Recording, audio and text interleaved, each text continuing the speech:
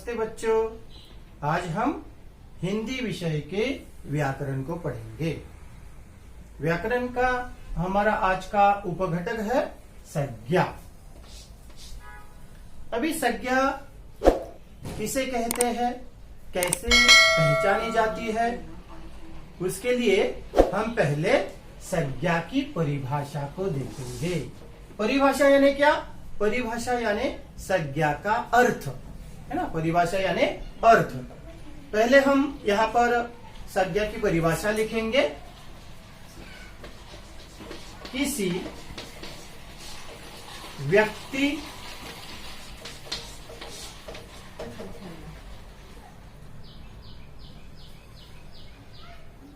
वस्तु, स्थान तथा भावों के नाम को संज्ञा कहते हैं।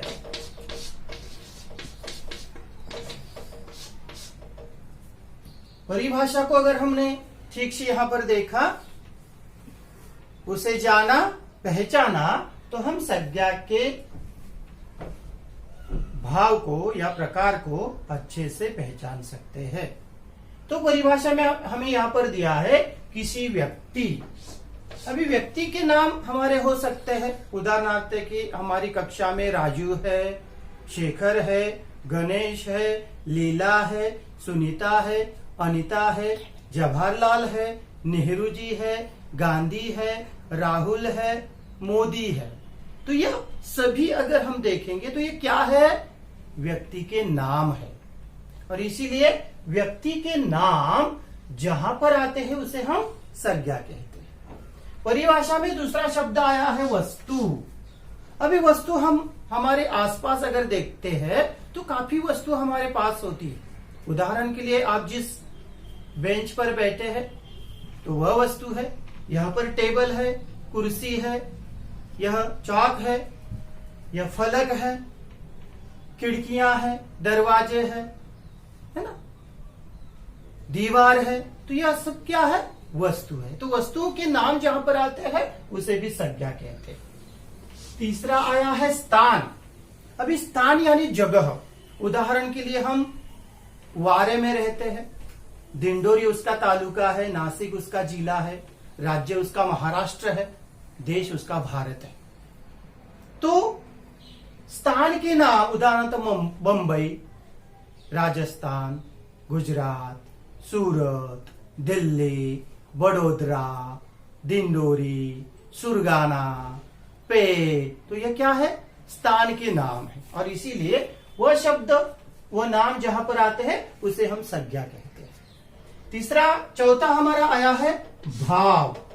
अभी भाव दो प्रकार के होते हैं। एक तो पॉजिटिव यानी हमें आनंद देते हैं, आनंद, सुख, है ना। हम जब सालगिरह मनाते हैं तो क्या होता है? हमें खुशी होती है ना। तो ये सभी पॉजिटिव बातें आई।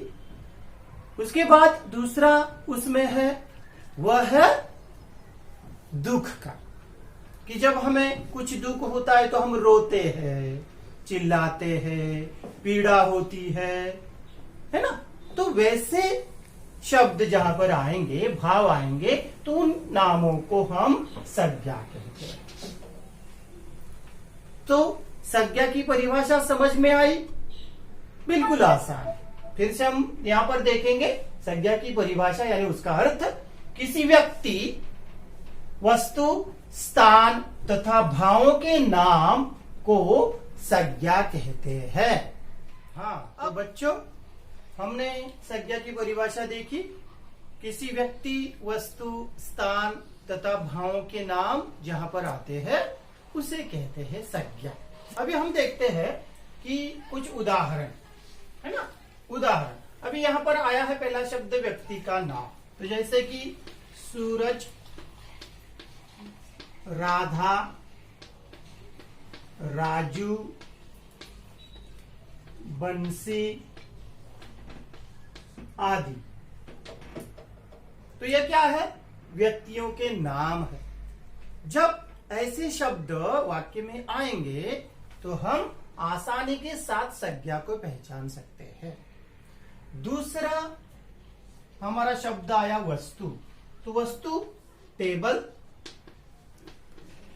कुर्सी,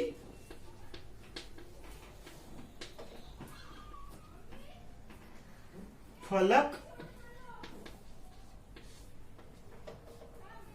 बर्तन आदि। तो ये क्या है? ये वस्तुएं है। तो इनका नाम जब भी सामने आता है तो यह क्या है? संज्ञा है। उसके बाद शब्द आया था स्थान। स्थान यानी जगह। उदाहरण के लिए पेट, सुरगाना, डिंडोरी, नासिक। इस प्रकार गांवों का, शहरों का या बड़े शहरों का नाम जहां पर आता है उसे कहते हैं संज्ञा। और चौथा हमारा था भाव। अभी भाव हमने दो प्रकार के देखे, एक तो पॉजिटिव और दूसरा निगेटिव, यानी कुछ अच्छे और कुछ बुरे। तो उसमें अच्छी बातें अगर हम देखेंगे तो आनंद, खुशी, शाबाशी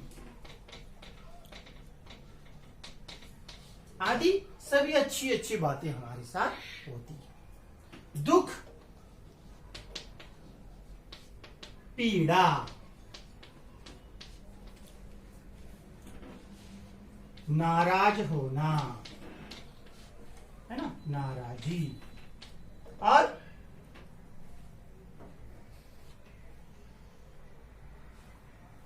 तो इस प्रकार के जब भी शब्द आते हैं तो वह है भाव, जो हम अलग अलग प्रकार से प्रकट करते हैं। तो यह नाम जब भी आते हैं तो उसे कहते हैं संज्ञा।